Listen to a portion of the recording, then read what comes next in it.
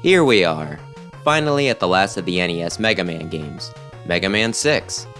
At the time this one came out, just about everyone else had moved on to the Super Nintendo, and while the series could have already made the jump for 5, maybe even 4, it is pretty crazy that the classic games held onto the system for this long. I wonder, was it due to a fondness for the little gray box?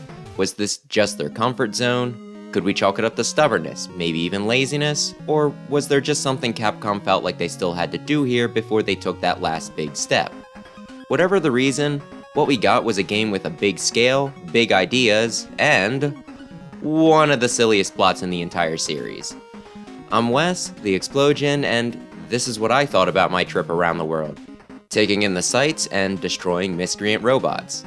The story here is a little ridiculous. Some mysterious man that's totally not Wily in a fake beard and shades throws a fighting tournament for robots, and when it's down to the final 8, he kidnaps and reprograms them to try and take over the world.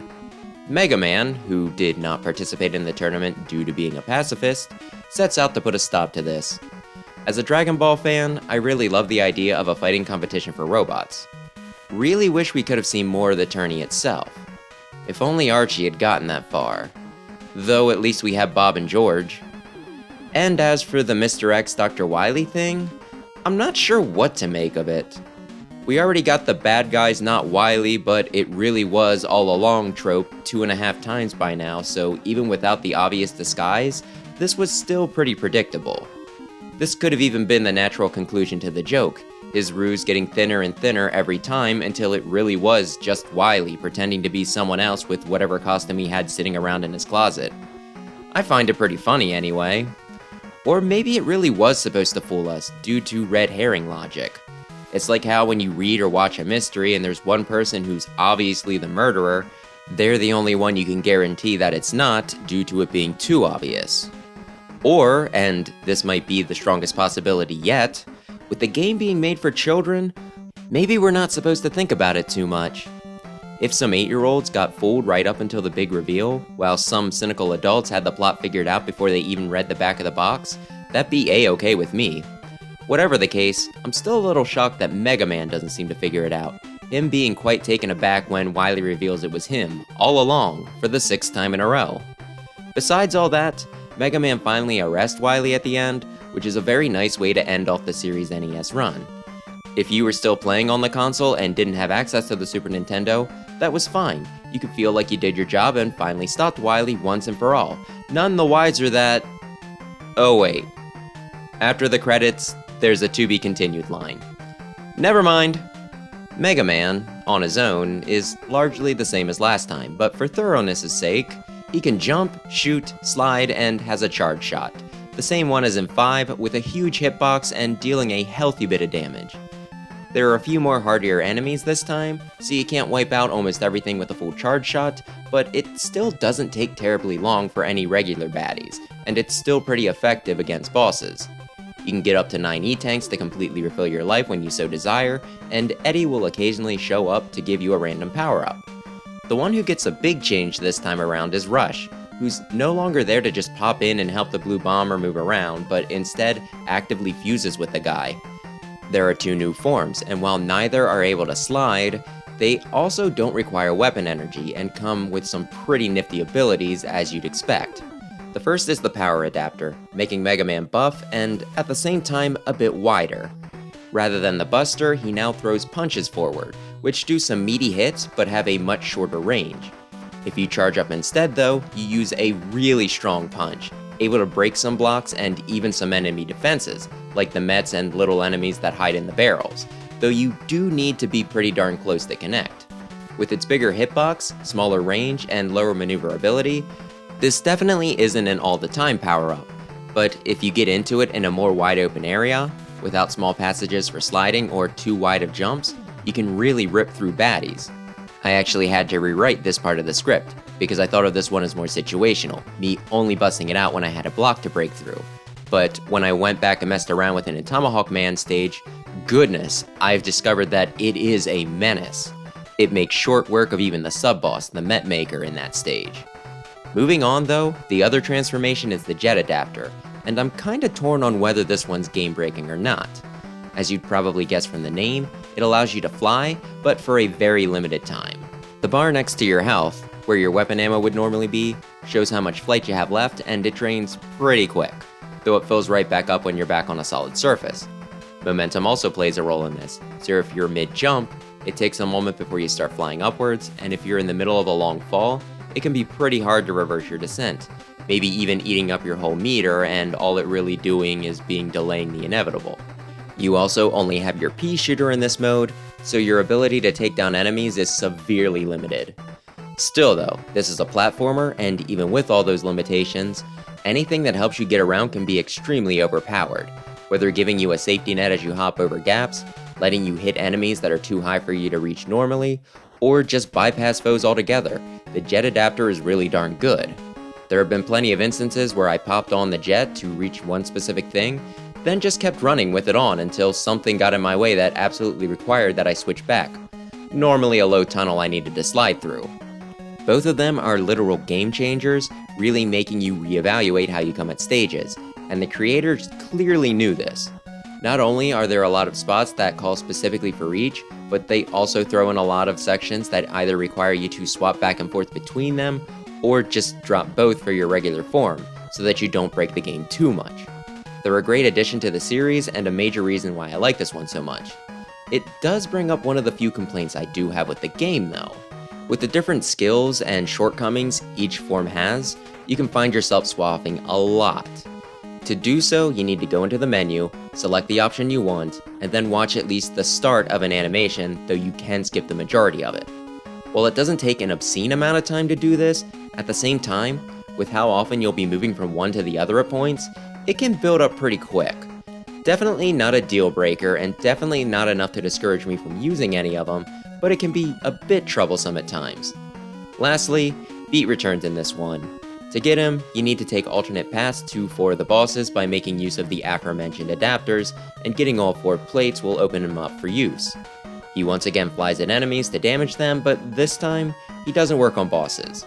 Since I have other tricks that I'd rather play around with in the stages, I do not use him, though I at least tried against Wily.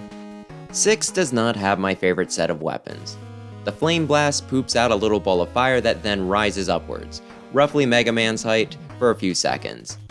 Since it falls in half a parabola, you can use it to hit an enemy lurking just underneath an edge, and the short-lived wall can also be used to block.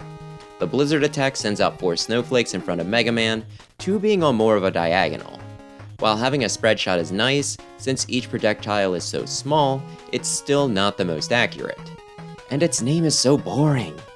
Yamato Spear fires out a spearhead, which can pierce the defenses of Shielders and Nightman, and while there are some hallways choked with that first enemy, I'm not going to give the weapon too much credit for being good against the boss that's weak to it.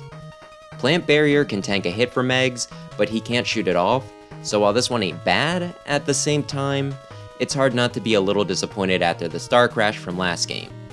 Centaur Flash hits everything on screen, which will take out most smaller enemies. A decent attack, but with its kinda bad ammo count and kinda boring utility, I wouldn't call it a highlight. Night Crush can be fired in multiple directions, and it has a weird little looping effect, so it's good for coverage and great if you're good with trick shots. The Windstorm travels along the ground and, with some smaller enemies, it will carry them off screen, so it's not bad for lower baddies. Silver Tomahawk would be my nomination for best weapon in the game.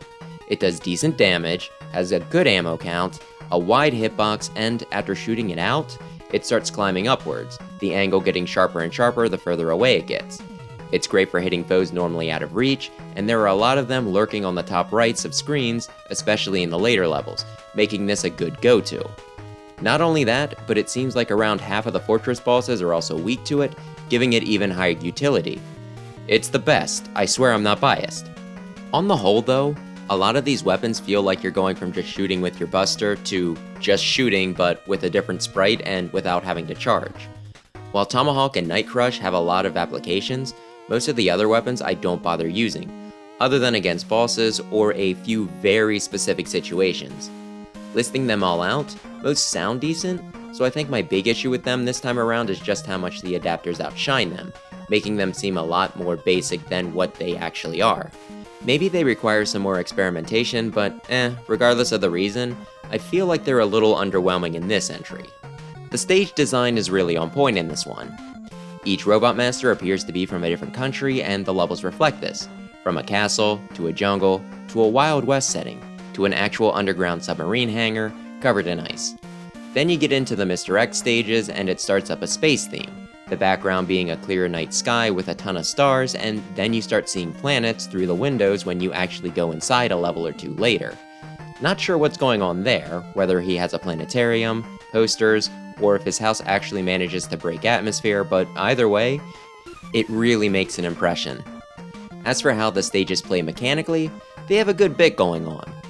Flame Man's is covered in oil that will slow you down if you walk through it and turn into insta-kill fire if it gets lit, so you have to mind the enemies. Blizzard Man has ice, meltable walls, the sub I mentioned before, and platforms that explode a few seconds after stepping on them. Plan has springs, piranhas, and gorillas. Knights has a spiked ceiling that lowers and rises, as well as a bouncy hallway. Windman has fans that will blow you upwards, and Centaur Man has my favorite water section of any game, you being on solid ground while above you water rises and falls and you have to wait for it to get low so that you can use it to make some jumps. So cool. Even the levels that are more basic platforming affairs manage to stand out due to the special enemies they get. Tomahawk Man having cowboys with stick shooters, and Yamato Man having samurai and tanuki. The different cultural settings really make this game what it is. When you get to the final set of levels, there's a lot of sections that really test your mastery of the game's mechanics, from putting enemies in places that require you to use either the adapters, special weapons, or your ability to avoid to get past, to some pretty tight maneuvering with the jet, to just a lot of old and new obstacles to keep you on your toes. Perhaps the best element of the levels, though, are the alternate paths. Some are simple and just require you to swap to the right adapter to reach a power-up on a ledge or in a cubby. Some are for the previously mentioned beat plates, which tend not to require too much finagling, and then there are those that are completely different, giving you new obstacles and enemies to contend with. Whenever there's a split, I'm the type to go for the less obvious paths, figuring it will yield better rewards, so I normally bust this block early in Yamato Man's level. Last run though, I took the route that didn't require the power adapter and was faced with these bomb-dropping bugs and a UFO stomper that I either didn't know or forgot were in the game. I wonder what else I'm missing. While the options tend to be binary, at the same time, there are so many that you can really vary up your playthroughs, depending on where your whims take you, and thus adding replay value to an already infinitely replayable game. It's a shame they didn't play around with this idea much before 6. And much like the stages, the bosses also get a lot of appeal from being all over the world. Most are obvious, like Tomahawk Man being American, Yamato Man Japanese, and Nightman being from England, but a few require a bit more thought. Pretty sure Centaur Man is from Greece, but for the longest time I thought Plant Man was from an African country, but I recently realized that Brazil might be a better guess. That does seem to be the more popular belief. Either way, this gives the roster a pretty good variety, and each one feels well thought out and respectful. No Hamburger Man or Puck Man. As for the actual fights, these guys do slip a little bit. While I have a little trouble with one or two, just about all of them have very basic patterns, and with a little practice, I'd say most seasoned players can tackle any of them, Buster only. And of course they'll go down even harder if you do have the weaknesses. There's something kinda funny about them being tournament finalists, given how easy it is to roll these guys. When it comes to the fortress bosses, things get a little more interesting, at least mechanically. You get these two pods running around this track, dropping bombs on you. You can damage them by hitting their sides, but the hitbox is only part of each, so you need to mind your shots. Some of their path is also higher than you can reach normally, so you might have to wait for them a bit, unless you have confidence in your jet or night crush skills. Then there's this machine that sticks to the wall, shaking boulders loose from the ceiling. It's out of range of regular attacks most of the time, but its weakness is the silver tomahawk, so it's all good, as long as you have ammo. It can get pretty chaotic though, with everything that's falling, the small shots it takes at you besides, and anything you might be firing off as well, but I still enjoy this one, probably due to my tomahawk love. Then there's this Met in a mech, which isn't too hard to topple, but given its appearance and name, Matonger Z, it's an obvious Mazinger reference, so you know what? Top marks. Mr. X's mech is just a spiked ball with a face that swings back and forth while occasionally dropping energy balls that travel along the floor. It's a total pushover, but it looks silly and feels whimsical, so I still kinda like it. Then there's this dino that pops out platforms that you ride to get high enough to hit him. All the while, it'll shoot out fireballs, which are sometimes on point, sometimes it'll whiff on just about all of them, so it can range from easy peasy to still not terribly hard. Then there's this turd on wheels that ain't much to look at. Still probably one of the trickier bosses this time around, it throwing out a lot of projectiles, so it's mostly a matter of outdamaging it. Then we finally get to Wily. He has 3 forms this time around, so while he's a bit of a challenge, it's mostly due to the marathon he puts you through. First form, the floor moves you one way, the mecha hops, fires a series of shots, then repeats. The second form is the same, only it only shoots out one shot after a jump and its leaps are a little harder to predict. And final form is a Wily capsule that disappears, then reappears to send out some energy balls. Pretty standard by this point, but the attack is a bit bigger and harder to avoid, and the recommended weapon is Silver Tomahawk, so this is the best fight of them by default. Still not super hard though. Okay, so I guess I was wrong. While there's 1 or 2 bosses here that manage to be tougher than the Robot Masters, none of them are too terribly challenging. Bit of a shame, but most are kinda fun to fight, so there's that at least. We once again get a pretty good showing in the music department. While it's not the best in the series, 2 and 3 far outclass it, it's still pretty darn good. All the tracks fit their stages perfectly, from the oppressive feeling of Nightman's castle, to a sense of jubilance in Windman's, to Centaur Man's feeling somehow sleepy and mysterious. Also a fan of Mr. X's stage theme. It's really impressive how they managed to spread the scope of this game so wide, with the stages being found all over the world, matching up an appropriate theme for each, and all the while still keeping them feeling very Mega Man-y. Still though, I'd say this one is a little less rocking than a lot of the others, so while I do like it, I'm not as likely to listen to it outside of gameplay as I am some of them. So how is 6 on difficulty? Well, by Mega Man standards, it's easy. Mostly. I talked about how the bosses are largely pushovers, with even the tougher ones still probably being only about mid-difficulty when compared to the series as a whole. This is compounded by how many E-tanks and even extra lives the game will throw at you, so that even if you hit a boss that doesn't immediately click, you can still just brute force it by refilling your health. I'm the type to hoard my power-ups, but a lot of times, in this game, I'll get so many of them that I can't hold anymore, so I start using them even when I probably don't need to. Most of these bonuses are thrown in to encourage you to use the adapters, them being just behind a breakable block or out of reach of normal jumps, and I appreciate that they want people to learn how to use their new abilities, but the lives and tanks are so simple to get with them, and they're already borderline game-breaking enough that it feels a little unnecessary. And even without the adapters, the levels aren't too horrible. Admittedly, having to blow up specific platforms while contending with slippery ice was an issue for me initially in Blizzard Man's stage, and I used to think you had to time your jumps rather than just hold the button for the springs in Plant Man's area, but I don't think a misunderstanding really counts as a challenge for that second one. Even if this is one of my favorite sets of levels, if not top, I do have to admit that with the resources available to you in this one, it might also be the easiest. At least until you get to the Mr. X and Wily stages. I don't know whether this was planned, an accident, or all in my head, but 6 seems to have the starkest contrast between early game and late game difficulty. You immediately starting the second half with enemies floating out of reach of conventional means, screens covered in spikes that you have to glide over, and a side path that requires very precise button presses to access. Then there's some narrow hallways with a good number of enemies. Then there's these weird seesaw blocks you have to jump around, and if you try to cheese it with Jet, you might end up in the ceiling spikes, or just finding yourself under a lot of pressure from enemies that require a charge attack to knock over, which Jet doesn't have access to.